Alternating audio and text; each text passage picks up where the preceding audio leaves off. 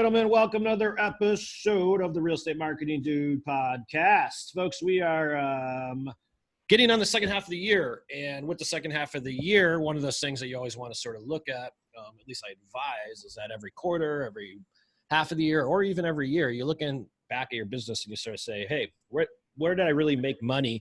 What were the mistakes? And what were the areas that I could improve or just totally cut the fat away altogether? So we have a guy's coming on board today that he's got a pretty cool story. And I see this happen times and time in the real estate industry with people.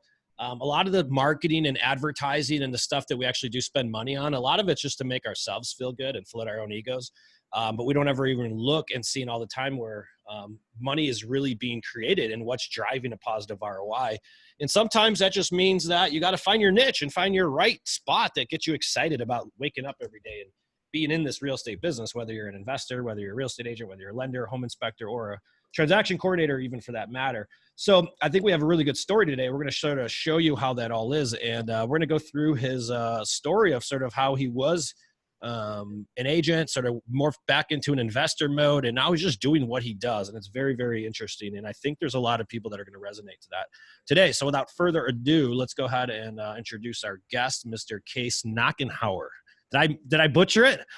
No, you got it right on. Oh, yeah. All right. We got it right. Kase, go ahead and tell our listeners a little bit where you're at, who you are, a little bit about what you do, and then we're going to get right on into it. Sure. Thanks, Mike. Yeah. So I'm out of West Michigan. I live in Spring Lake and work primarily Grand Rapids. So this is sort of the left side of Michigan, the west side of Michigan. So most people, and I don't know how this works with the video, but they'll say I'm from this area over here. So we're from the west side. Sure. And no, it's good to be here today. So I've been an agent for almost 5 years. And I sort of followed the traditional path of calling expireds for sale by owners. And my first 2 years went very well, and grew a team. And then I think we got to, and this is the interesting thing. So I don't even remember my numbers very well because so much was happening. I got just really, really distracted. But I think we had 12 or 13 agents. We're on track to do 130 or 40 transactions, per capita sales or per agent per year seemed okay, but in hindsight, it really wasn't very good. And so I was doing my taxes 2 years ago, and I looked at my profit and loss statement, and I just realized I made half my money doing flips, and I did that like 5 hours of the week. And so after reading a book, 80-20 Sales and Marketing by Perry Marshall, a fantastic book, I just realized that I needed to adjust my business very quickly.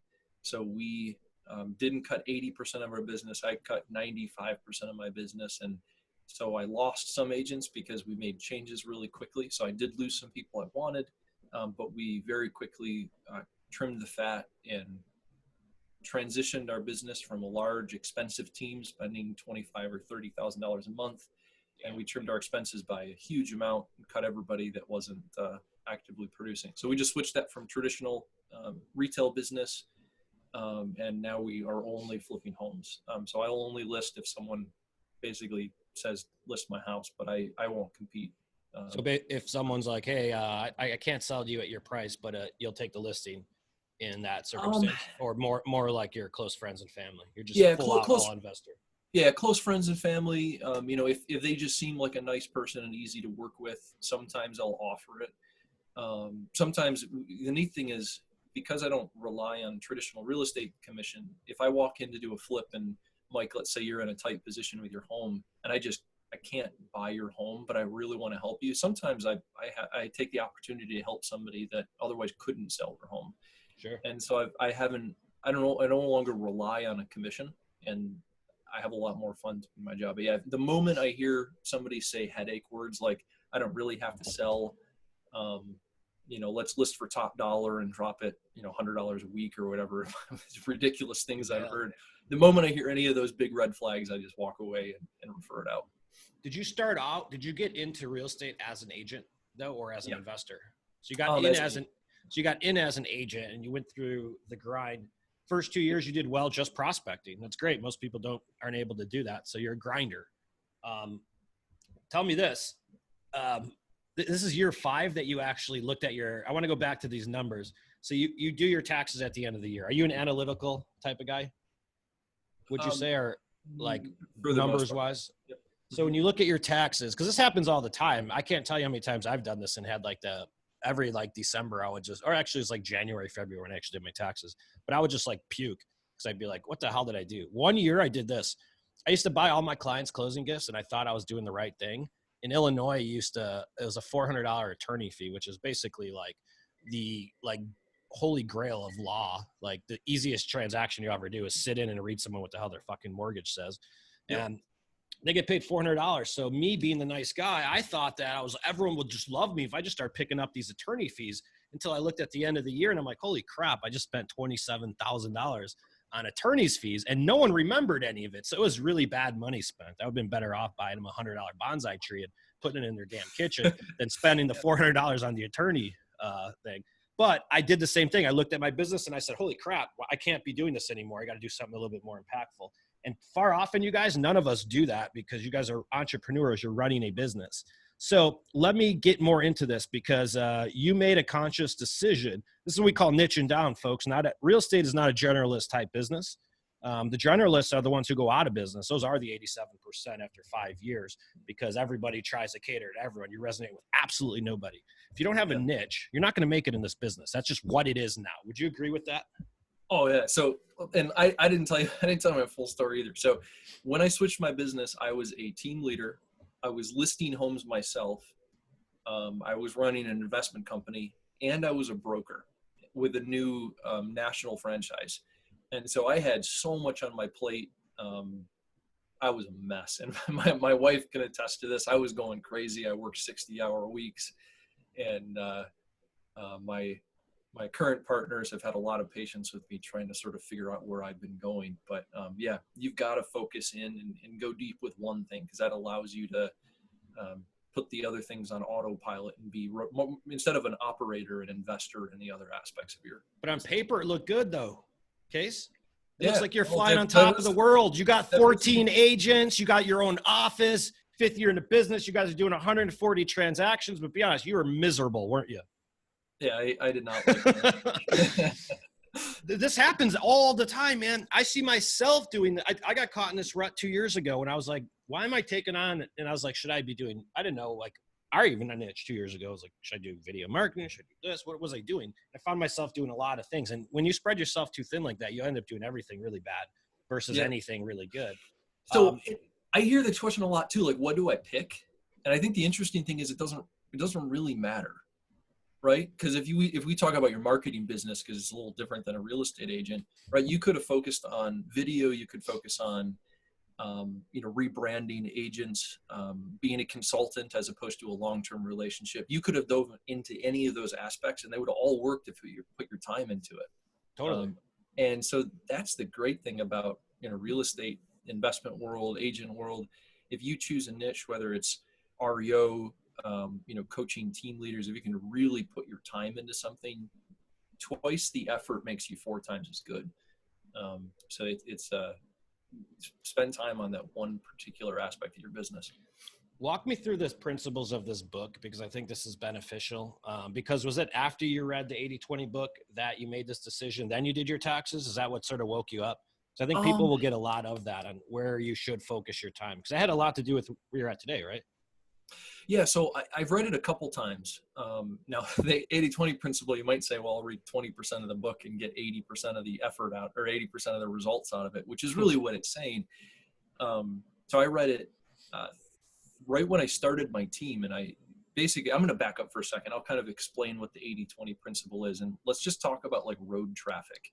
So, Mike, you live in a big city. Where are you in LA? San Diego. Are you in San Diego? Okay, so I'm in a little town in West Michigan. So this works really well. So if we look at our nation as a whole, and we look at the 80% of the traffic, that's going to land on 20% of the roads. So if we take 10 million vehicles in the United States, 10 million. So 80% of that 10 million vehicles is going to be on only 20% of the roads. And that's really fascinating, but then it gets even more interesting when we realize that 80% of the 80% of the cars are on 5% of the 20% of the 20% of the roads, which if you do the math on that, 95% of the traffic sits on 5% of the roads. And then of course you can go further where it's 99.1, and it's just you see it everywhere in nature. You see it in the diversification of the environment, the way politicians present their information. You have extreme right, extreme left, and there's not a lot in the middle. That's all the 80-20 rule. So the idea of 80-20 sales and marketing is, how do you take your time and your money and put your 80% of your time into the best portion? Because the problem is, you and I might make good money, but 80% of our time is still going towards $8, $10, and $20 per hour activities. So if we can chop that out and spend it in areas that's really productive, we're going to see our income increase drastically. So, and work less is what you're saying too. Say that once more. And not work as hard or as much, right? Spend more time with your family and do the things you actually want to do in life. Yep. And so this is it might be valuable to pull up a screen share a little bit later. Maybe you can share this in like your show notes or something like that. But if you look at the sales production of, let's say, any real estate office, so let's say there's 100 agents in the office, you're going to see a curve that looks something like this. So my arm is flat, and at the very end, there's the big giant producers over here, right? Yep. So you've got the team that does 300 sales, and then at the very end, you got the guy that sells 1 or 2 sales. Now this is the 80-20 curve. So it's not a straight line. It's extremely tail heavy. Now what you'll notice is that one agent, the very top agent's likely to do twice as much as the second most producing agent in the office. And so you see the 80-20 rule in just daily life of agent to agent business. So that person that's doing that has learned how to leverage that 80-20 rule in a way that's more fractal, right? So it's 95.5 or 99.1. And so the idea is, it's not like I'm twice as good, or I'm not myself, but that agent isn't twice as good as the person that's in the middle. They're like 16 times better or 32 times better. And that's not I'm a better agent. They just learned how to manage their time. They've learned how to outsource or pass on the small $8 per hour task to the admin inside their office. So they're 30 times more effective with their time, not just twice or 3 times more effective. So it's a very powerful principle. That is really well put on how you laid that out. And I want to go back now to your story. So when you were the broker owner, you were this guy, you're that guy. There's not enough time in the day to be good at all of those businesses, is what you're saying, and to be good at all of those roles. And when you reversed engineered it and you're like, look at your numbers, you realize that only 5 hours a week you were spending on your investing business, and that was what was creating 80% of your income, or you said? So about half my income. Half your income? Yep. It's really interesting. And it's a really, really good way to look at it. I'm thinking about my own stuff right now. And I think you're right. I'm thinking of my own, this COVID thing works so much on the business that, like, right now, I feel like I have way more time than I ever had before because I focused and outsourced those things. But for real estate agents, there's so many things that people do. How many of you guys are doing all your own paperwork? How many people right now are editing your damn videos instead of hiring a real estate marketing dude? That's a time suck. You think you're going to make money becoming a video editor? That is a non-money making activity. That's why a company like us exists. But you have to determine what those are for you. Maybe you like editing. Great. That's really, really interesting. I love that. Yeah. So now let's take it one thing further. And this is really cool. So keep going. I don't know how many clients you have, Mike, but let's say you have 100 clients. Now, inherently, you're going to have 2 aspects. So I'm actually going to turn it around, and I'm going to say, what are your biggest time wasters of your clients? So your worst client, and I hate saying it, but there are people you shouldn't be hiring, Mike, right? Yep.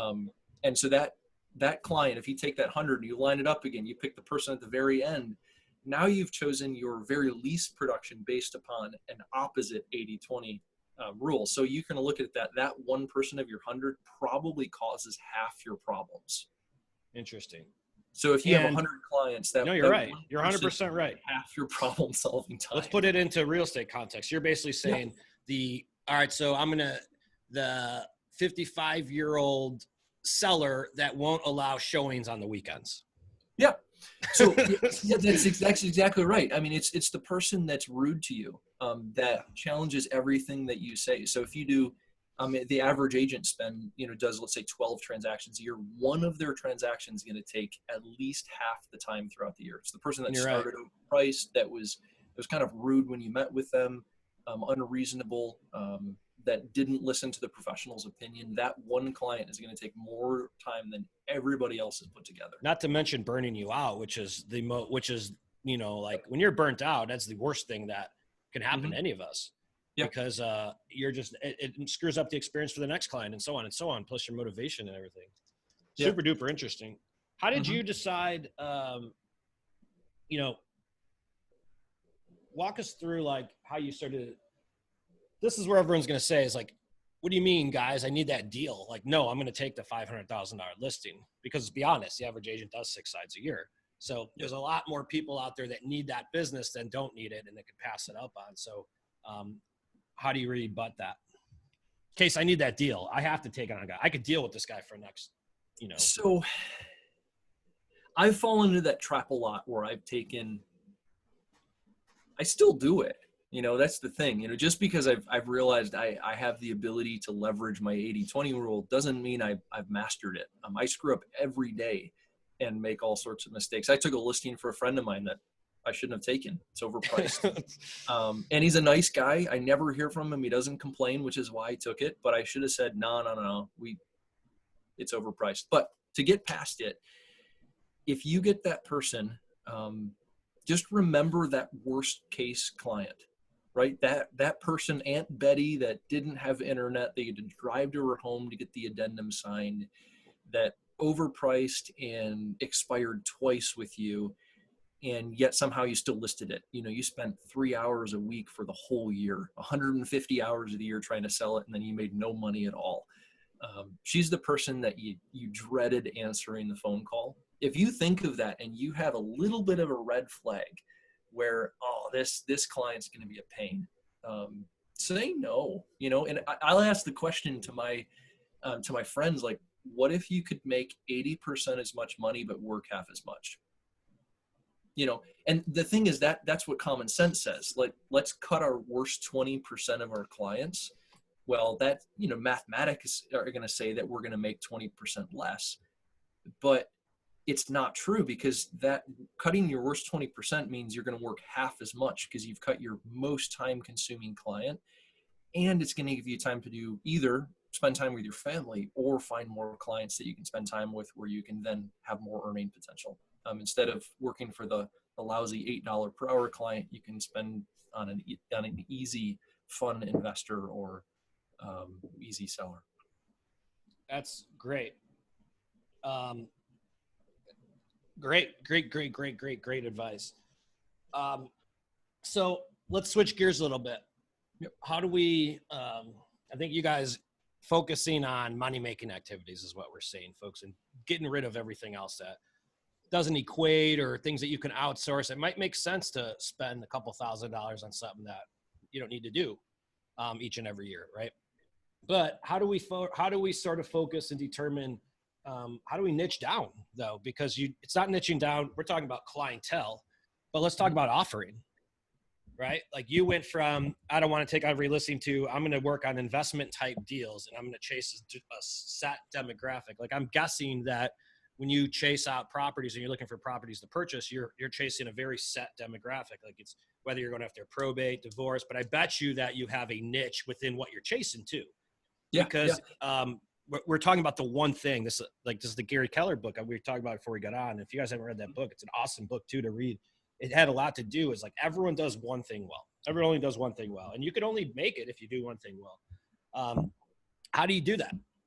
Yeah.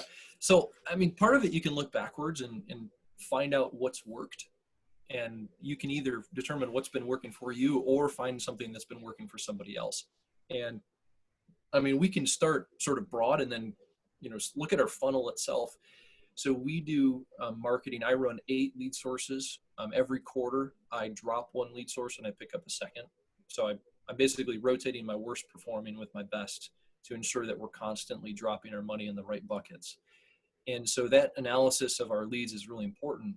But what it means is that I'm constantly moving our leads to the correct clientele. And so to kind of get to what our leads look like, which I'm happy to review, let's look at the average person. So this year we'll probably do 55 or 60 flips. Our average person is almost retired, blue collar worker. Either they have their home paid off or they have tremendous debt. There's often medical or divorce issues. Sometimes it's probate. Most of the time, you have particularly one of two things. You either have three. So you have three things for us that we look, and the more you can get them to overlap, the better. So the very first one is familial distress. So like if you're going through a divorce, if you have emotional issues, like I just had a baby, that makes me emotionally distraught, right? So anytime you have a familial upset, that's good for the distressed world. It's probably good for listing too. Changes, life events. Yeah, the second, so life events, exactly. And you can probably say anything: married, divorced, having baby, all of that. The second thing is property distress. And so this is, if you're in the investment world, you've probably heard of it before, but this is driving for dollars. It's looking for, your mic keeps sinking on me, Mike. It's my camera lens. Your camera, yeah, no issue. So the other thing, so this property distress is, think driving for dollars. So when you think of the average ugly home, the one with the bad roofing shingles, the overgrown lawn, unpaid taxes, that's more of the financial side. But anytime the home looks ugly, if you think investor property, that's the other one. So first, familial distress; second, property distress; and third is financial distress. Oftentimes it's easy to think that the second and third, your financial and property distress, go hand in hand, but that's often not the case, because you sometimes get somebody that's disabled, that's elderly, that has nothing, that they want nothing to do with fixing the home. Yep. So if you can overlap all three of those, you're going to have a very qualified seller that wants to sell quickly. So as an agent, looking outside of my business, if you're saying you could get seller leads, because no one's figured that out yet, but it's all the targeting, guys. Why do rehabbers pick up listing leads every freaking day, but an agent can't find one? It just makes no sense. But and here's the crazy thing, Mike. I offer 75% on the dollar, and we turn leads down at 85. So we're in a different market than some, but if we're not buying at 80% of the dollar, sometimes we'll go 80 or 82% of the dollar if it's a very fast turn. If it doesn't take a lot of rehab, if it's like an 80s or 90s ranch as opposed to something that's 40s, 50s, or 60s. But we're getting severely discounted properties because they have to sell. And that's the interesting thing when I compare it to a real estate business. The traditional world, the retail world, is just separate from the investment world, because it's very unlikely they list because they're going to lose their home in 2 weeks. That's the perspective they have. So to go further, though, that's what our average client looks like, is they have familial, financial, or property distress. So then we can work backwards and craft what these houses look like. So we know they're blue collar. We know they make between $20,000 and $40,000 a year. We know where they live. Most of the time it's owner occupied. Sometimes it is vacant. And then we can also look at the home itself. So I'm looking for properties between 2 and 4 bedroom that are between 1 and 2 bath that are valued under $150,000. And we prefer nothing older than the 40s because it's just too hard to work on, unexpected renovation costs. So that's how we narrowed that whole funnel down until we knew exactly what our product looked like. And now all we do is try to build lead pipelines that just dump in that existing system we've created. So folks, when you guys are, this goes back to Dan Kennedy days, like any of the info marketers, and whether it's direct mail or anything, but they have all said the same thing since the dinosaurs went extinct, is that lead generation, the number one thing. You could have the best offer in the world. Like you could have the best pizza in the world, or you could have the best steak in the world, but if you put it in front of a bunch of fucking vegans, you're not going to sell anything, right? So the targeting is always the entire thing. So I want to put this into perspective for some other people, because he's an investor. So he reverse engineered his audience on who it is, because he spent the time to look at it. But for those of you that are just traditional agents, you could do this very easily, because you could always niche down on a demographic. Typically, the last 10 clients look just like you. That's why you drink beers with them, is because you naturally attract like people. So like when I did this for my market, for my residential business, that's when I turned into the Chicago real estate dude.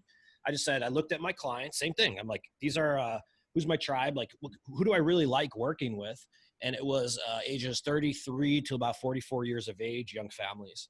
And all of those different demographics had no problem with the dude thing.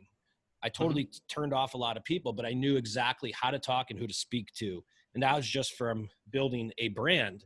But let's take the same principle into a taco restaurant. Let's say I moved to San Diego and I didn't start real estate marketing, dude. I started a taco stand, because that's what Mexicans do. We eat tacos, right? And I know how to eat tacos. We do it every damn Sunday. And if I was going to start a taco stand here, the very first thing I would do is research who the hell buys tacos and where, and what opportunities have the most amount of ability to sell the most amount of tacos. Chances are, if you guys are familiar with San Diego, is a town called Pacific Beach, which is where all the 18, 19, 20, 23-year-olds hang out till 4 o'clock in the morning. I'm going to sell the most amount of tacos in that location. So I would probably open up there, right? Because I would have to reverse engineer who drives my business. It's the same principle. And we're talking about it with virtually anything. Go ahead, Kase. Yeah, so I was going to say, I talked about this book earlier, but Perry Marshall's 80-20 Sales and Marketing, he gives an awesome analogy. So I'm going to probably butcher it, so read the book yourself. But he talks about what's called raking the shotgun. So you've heard it before. It's the traditional movie sound. Yep. So I'll give you the analogy. So imagine, Mike, that you and I are going to a bar, and I'm trying to teach you how to cheat playing cards. So at this bar, there's a bunch of people drinking, it's the 1900s, early American bar, and they're playing cards. So the way to determine who you play cards with is to walk in with a shotgun, and underneath the table, without anybody looking, it is rack the shotgun and see who looks at you. That's who you don't want to play with. And I love that analogy, because you can do it two ways, right? You can qualify your audience by either disqualifying them or qualifying them. And often disqualification is the very easiest method of determining who's your qualified audience. So like if you're looking at, make it very simple, Facebook target audience, you can include homeowners, but you can exclude whatever that audience might be.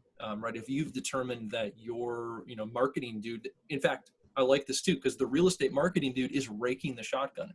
You're probably not going to get a 55-year-old woman that, that's an old school country lady working with the marketing dude. The blue hairs?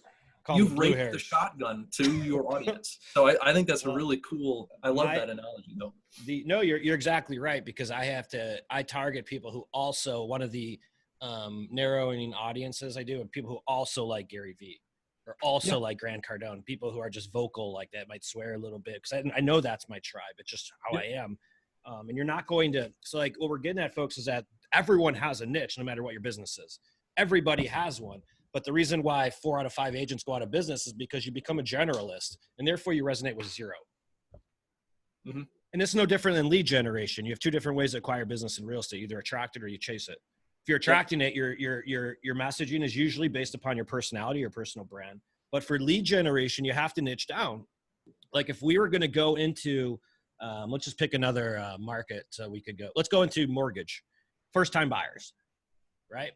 If you're going to create, and first-time buyers is all you work with, and you're a mortgage broker or mortgage lender, you would probably have to, we could already start going back and creating the content. And I already know what the audience is. What's a first-time buyer? They're typically under the age of 35 or 40, right? They're not above that age.